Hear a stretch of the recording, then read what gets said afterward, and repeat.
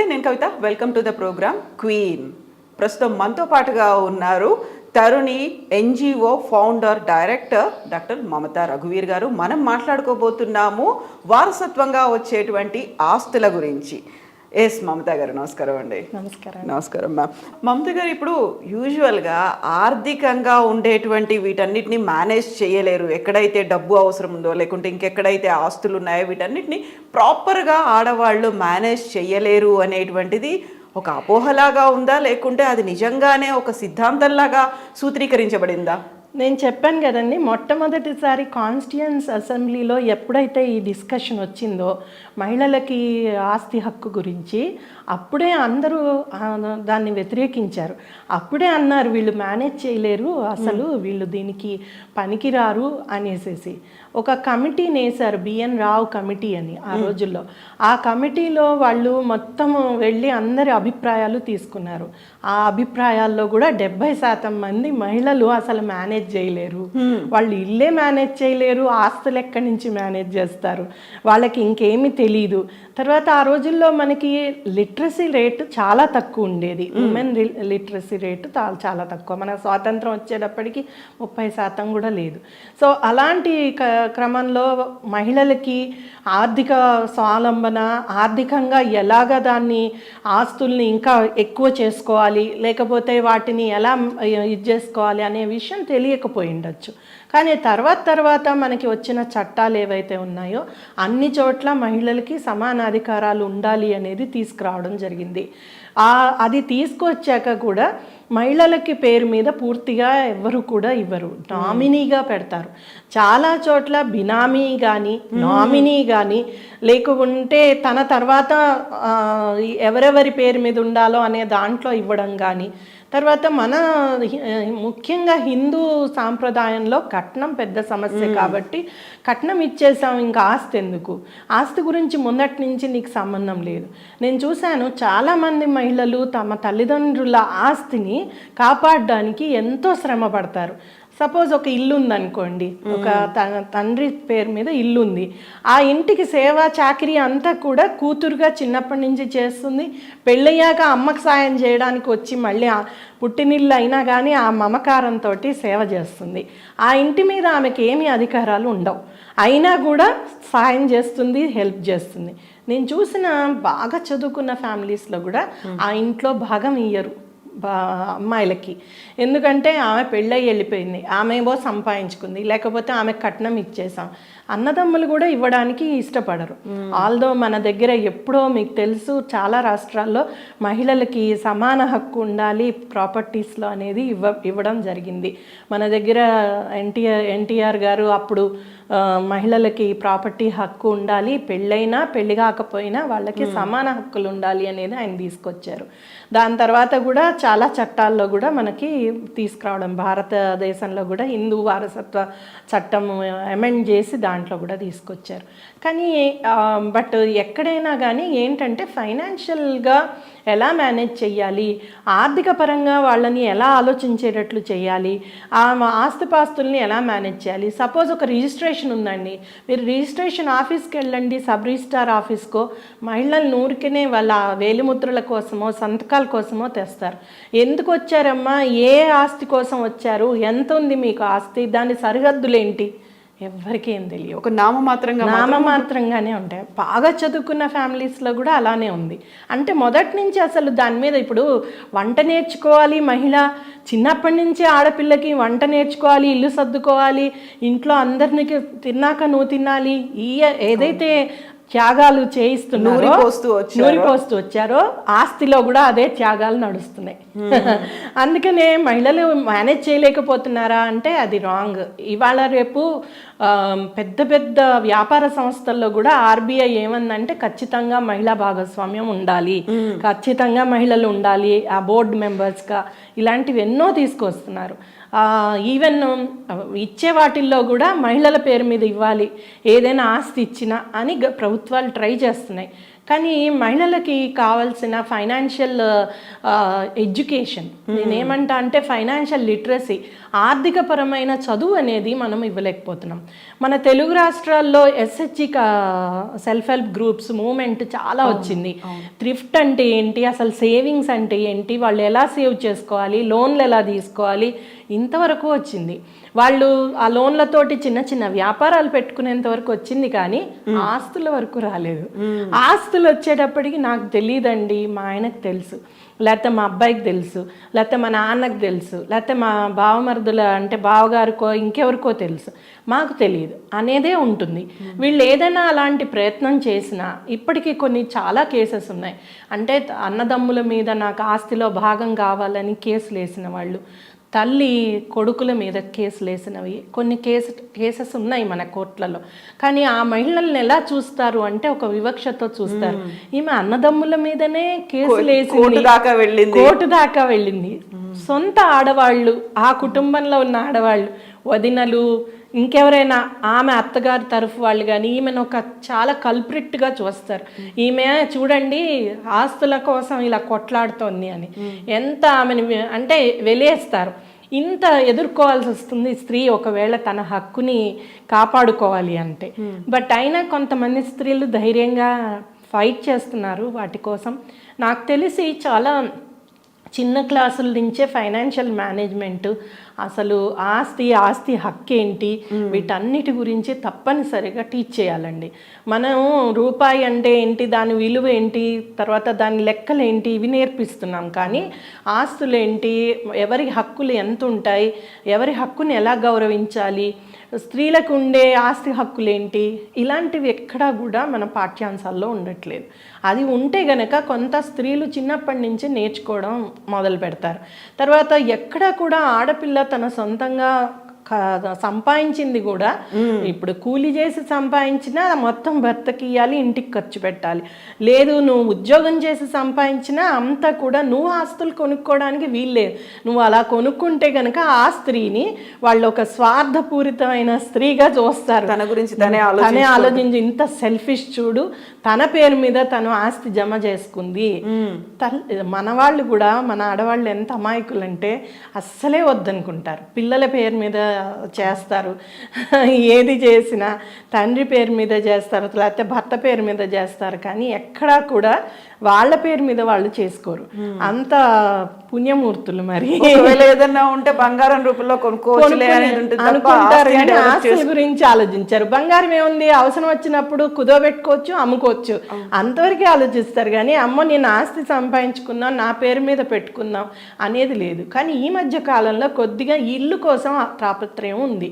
అంటే నేను ఏం లేకపోయినా నా ఒక గూడు ఉండాలి, ఒక షెల్టర్ ఉండాలి అనే తాపత్రయం వచ్చింది. ఇవాళ రేపు డబుల్ బెడ్రూమ్లు ఇవి కూడా ఆడవాళ్ళ పేరు మీద ఇస్తున్నారు. అది కాస్త మంచి పరిణామం. కానీ ఇంకా బాగా ఆడవాళ్ళు ఈ ఫైనాన్షియల్ ఇష్యూస్ మీద, తర్వాత వీటన్నిటి మీద నేర్చుకోవాల్సిన అవసరం చాలా ఉంది, దృష్టి పెట్టాల్సిన అవసరం ఉంది. ఎప్పుడైతే స్త్రీ దాని మీద దృష్టి పెడుతుందో దేశం యొక్క ఆర్థిక అభివృద్ధి కూడా బాగా జరుగుతుంది. ఒక సర్వే చేశారు ముంబైలో, ఎవరైతే ఉమెన్కి తన ఓన్ హౌస్ ఉందో ఆమె తను చేసుకునే చిన్న వ్యాపారాలు ఏదైనా కానివ్వండి, ఇంటి నుంచైనా కానివ్వండి, 35% పెంచగలిగింది. అంటే ఆ ఇల్లు ఉంది కాబట్టి ఆమె అక్కడే తన వ్యాపారాన్ని, అదే తనకి ఇల్లు లేదనుకోండి ఆ వ్యాపారం చేసుకోవడానికి కుదరదు. లేదు అంటే దాని మీద లోన్ తెచ్చుకోవడానికి కుదరదు. ఇప్పుడు బ్యాంకుకి వెళ్తే ఏ స్త్రీ అయినా నీకు ఏం ఆస్తులు ఉన్నాయి, నువ్వు ఏం లోన్ తెచ్చుకుంటావు అని అడుగుతారు. దేన్ని చూసి లోన్, ఏం షూరిటీ ఇస్తావు అని అడుగుతారు. ఆ షూరిటీలు వీళ్ళ దగ్గర ఏమి ఉండవు. మహా అయితే ఉంటే నగలు ఉంటాయి, దానితో ఎక్కువ రాదు. గోల్డ్ లోన్ చాలా తక్కువ అమౌంట్ వస్తుంది. అదే నీకు ఆస్తి ఉందో లేదు, కొంత ఇల్లు పొలము ఉందంటే డెఫినెట్గా లోన్ ఇస్తుంది బ్యాంక్. సో ఇలాంటివి లేకపోవడం వలన కూడా స్త్రీలు ఆర్థికంగా ముందుకు రావడానికి కష్టం అవుతుంది. కాబట్టి ఒక చిన్న ఇల్లు ఉంటేనే ఇంత మార్పు వచ్చినప్పుడు నిజంగా స్త్రీలకి ఆస్తి ఉంటే దేశంలో నిజంగా అభివృద్ధి జరుగుతుంది, దేశానికే ఉపయోగం.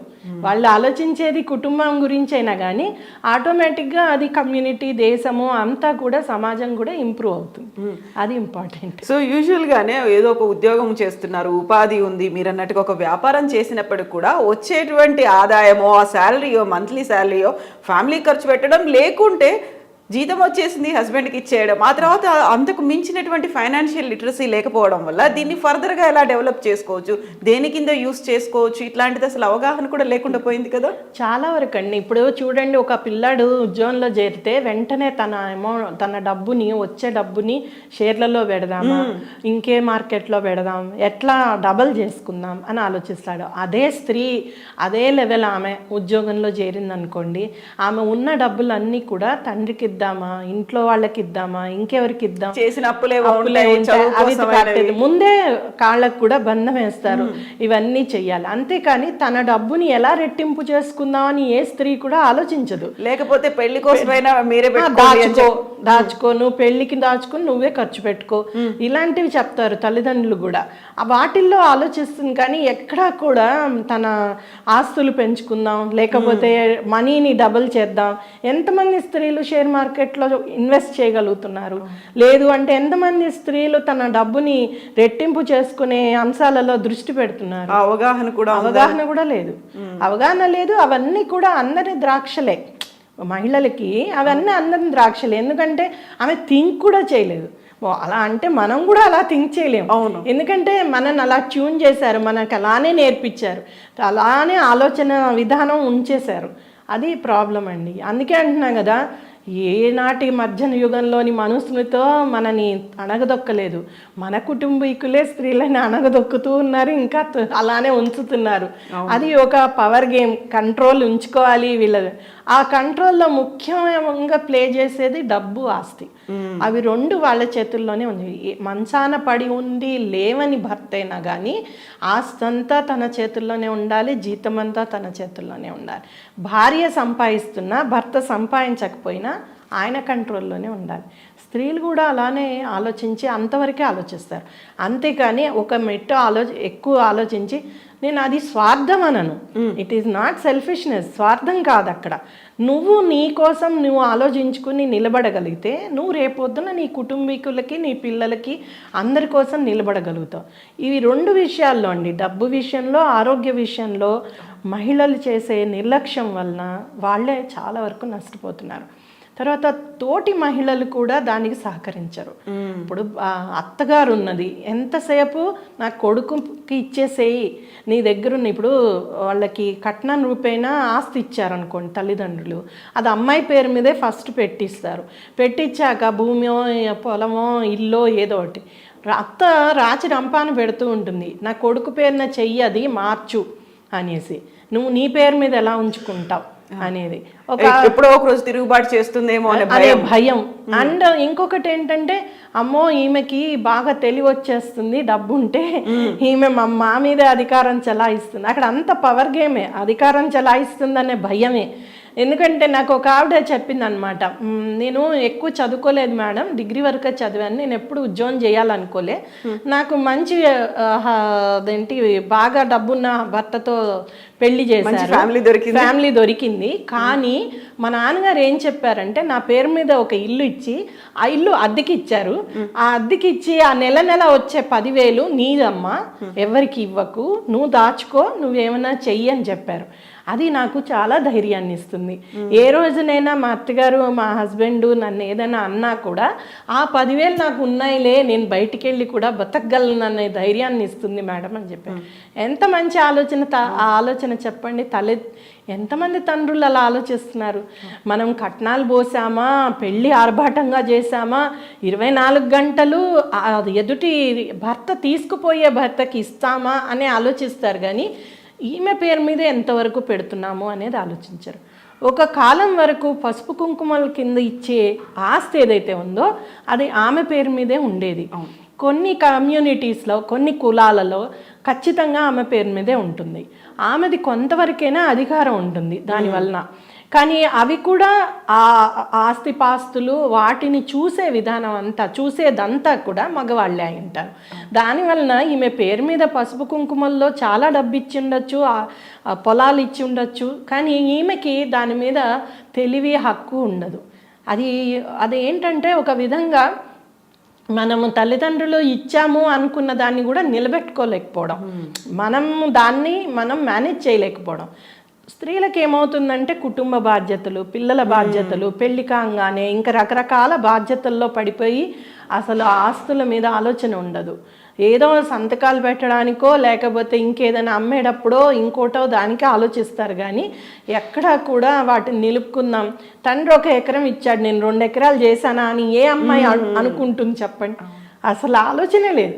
అందుకనే కావాలి ఫైనాన్షియల్ ఎడ్యుకేషన్, కావాలి మేనేజ్మెంట్ నేర్పియాలి, చాలా చిన్న వయసులోంచే ఇవన్నీ రావాలి. అటు బోత్ మగపిల్లలకి కావాలి, ఆడపిల్లలకి కావాలి. యూజువల్గా ఇప్పుడు పెళ్ళైన తర్వాత కుటుంబ పోషణ లేకుంటే కుటుంబ బాధ్యత, పిల్లల్ని చూసుకోవాలి, దీంతో పాటుగా నాకు అడిషనల్గా పోనీళ్ళు నాకు ఉద్యోగం చేసుకునే అవకాశాన్ని కల్పించారు, నేను బయటికి వెళ్ళి సంపాదించుకోగలుగుతున్నాను, అక్కడి దాకే ఆలోచిస్తున్నారు తప్ప ఇక్కడ నుంచి బియాండ్ ఆలోచించలేకపోవడం కూడా ఆడవాళ్ళ తప్పే కదా? అవునండి.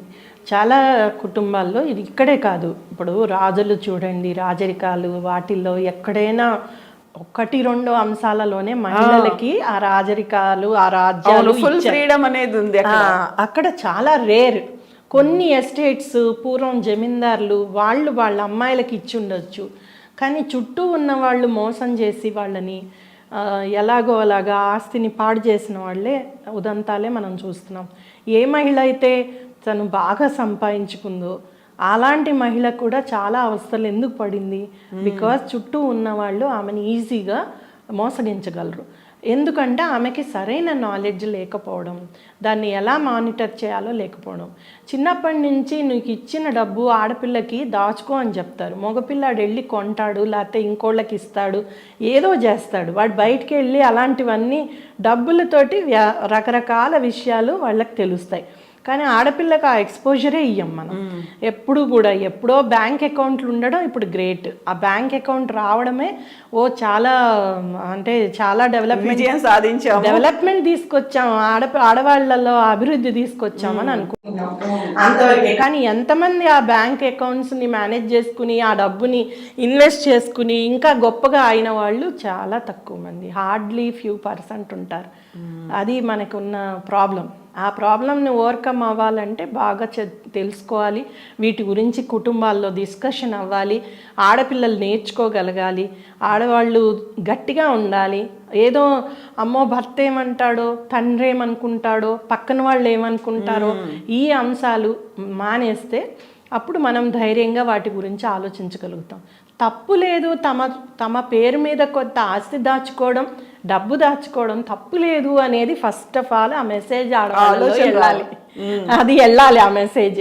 వాళ్ళు వెళ్తేనే నేను కూడా డబ్బు దాచుకోవచ్చు, నాది స్వార్థం కాదు, నేను నా మంచి కోసం, నా భవిష్యత్తు కోసం, తర్వాత ఎలాగో కుటుంబ భవిష్యత్తు కోసమే నేను దాస్తున్నాను అనేది వస్తే కనుక బాగుంటుంది. చాలామంది మహిళా పారిశ్రామికవేత్తలు ఎవరైతే బాగా పైకి వచ్చారో, అలానే మహిళా రైతులు ఎవరైతే అవార్డ్స్ అందుకున్నారో వాళ్ళ లైఫ్లో కూడా చూస్తే చాలా తక్కువ మందికి, హార్డ్లీ 18-20% మందికే వాళ్ళ పేరు మీద ఆస్తులు భూములు ఉన్నాయట.